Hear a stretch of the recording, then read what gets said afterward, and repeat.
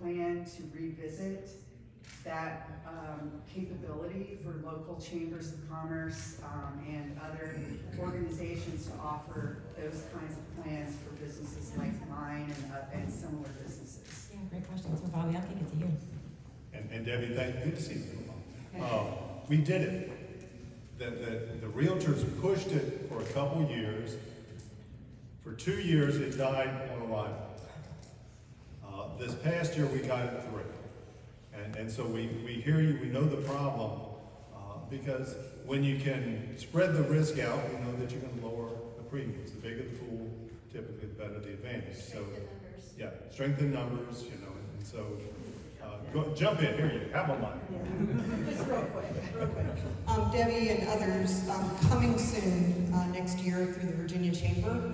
Hang tight, there should be an announcement by between January and March about a program they're rolling out that will extend to local chambers and then all of their small businesses. So hang tight, we'll be announcing that.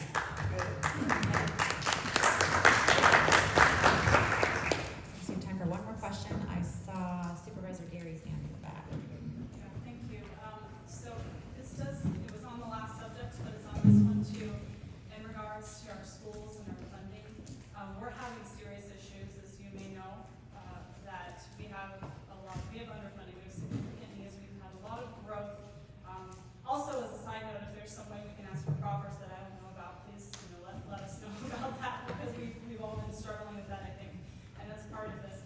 But we do have the largest population that I know of veterans in Stafford County, and the tax benefits, and my husband's a veteran, so we love our veterans, and literally.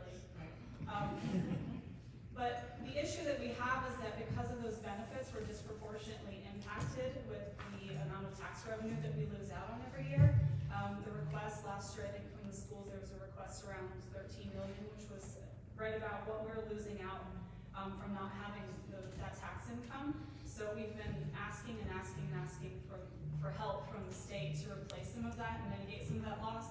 The tax benefits that were meant to help our veterans are adversely impacting the community that they live in. We have overcrowding schools and many issues that you may already know about. So please, I'm begging you to please help with that. We really, really need help. Regards to learning loss, if we just want to open the aperture on that for a moment, I think it's really important that we also think about mental health and the lack of mental health facilities and care that people have throughout the state. Not just here in our area. I think that we need help from the state to provide more ability for regional partnerships for facilities for people. That learning loss that children are going through. I have 7 children, 5 of them are still in the school system.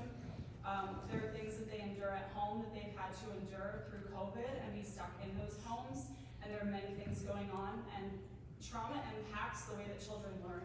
Also, our nutrition needs work. If I feed my children donuts and cookies, I don't expect them to perform at a high level. They never really do, they kind of crash. So those are things I think we need to work on if we're talking about learning loss, and kind of make a multi-pronged approach to really helping them. Thank you. Okay, so I wrote down three things to tackle on the first one. So the veteran impact and how that's affecting localities, specifically with the school funding. So I think that was going back to that for those who are 100% disabled, they are eligible to have relief on their, I think it's one personal property, and then also on their real estate. So that was on the legislative agenda, and just to be frank with it, it's a very, very difficult thing to address in the General Assembly because it's applied across the Commonwealth, but we have regions like ours that have high fiscal impact and high stress impact because we have such a high concentration of veterans. But going to the state and saying we would like to have some assistance to help graduate that one is when we're talking about a lot of different fiscal priorities, and transportation, crumbling infrastructure for our schools, etc. That's a tough one to sell. So it's one that we certainly did. I remember Senator Reeves and I discussed this quite a bit, and it's very tough to get the rest of the state to say we're willing to help disperse, I guess, some of that, that offset. No one wants to, certainly take away, from, supporting our veterans and, you know, how the voters felt that that was something they would support. So, you know, it is an issue, we're aware of it, but I think that's in terms of offsetting that, I think there's a lot of different ways we can tackle, you know, how we're gonna be able to support our schools in different avenues, I think, from different financial streams. In terms of mental health, I hear you, we absolutely hear you.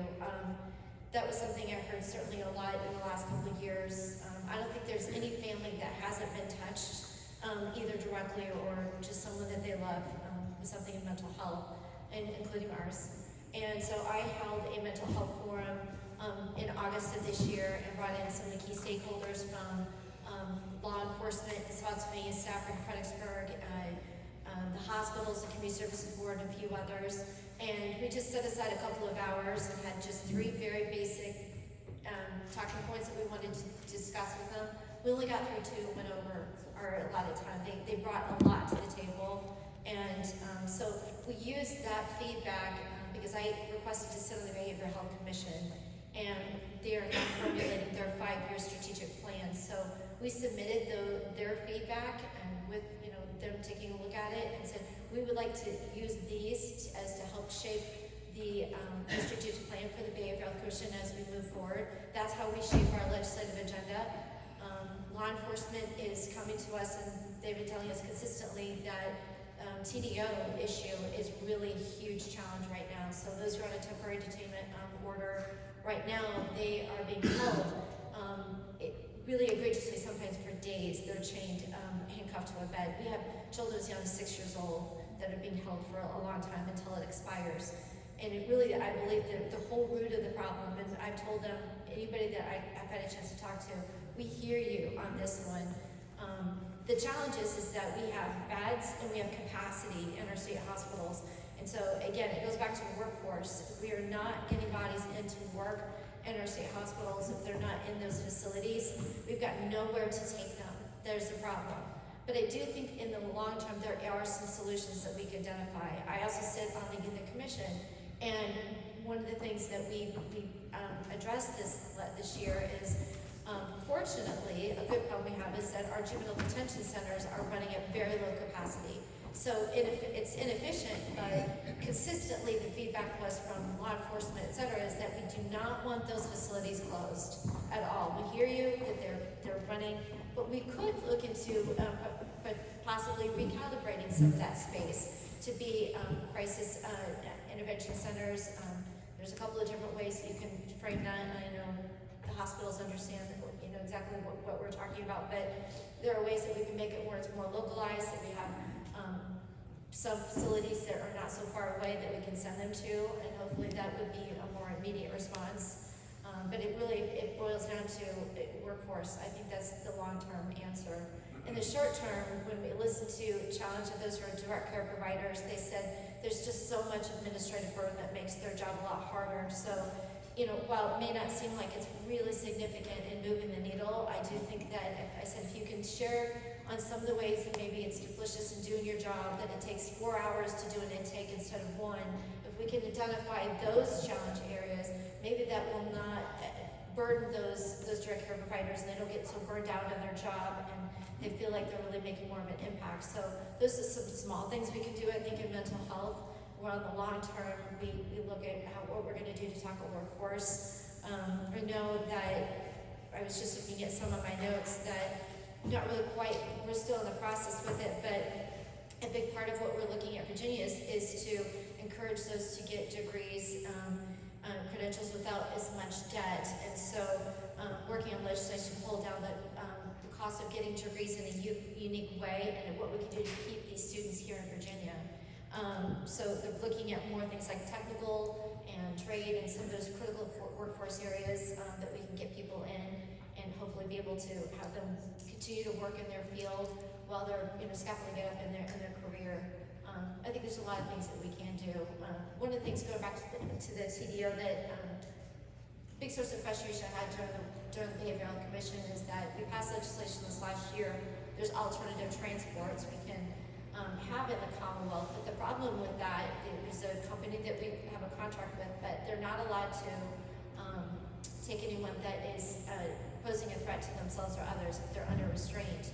So they're supposed to be offsetting 50% of that for our law enforcement, but if they can't take them because they're under a TDO, then it's really kind of a moot point. So that's, I think that contract that they're currently negotiating probably needs to be really re-examined, and maybe there's other ways that we can identify using that source of funding better. Black Swan was on nutrition. If I'm not mistaken, I think that's really more federally guidelines in terms of what, there's federal guidelines that are set the standards on nutrition, and that comes down at that level. So you've got things like pizza that identify the grain and the vegetable, because the pizza sauce, and we know that it's not very healthy, but it's incredibly frustrating. And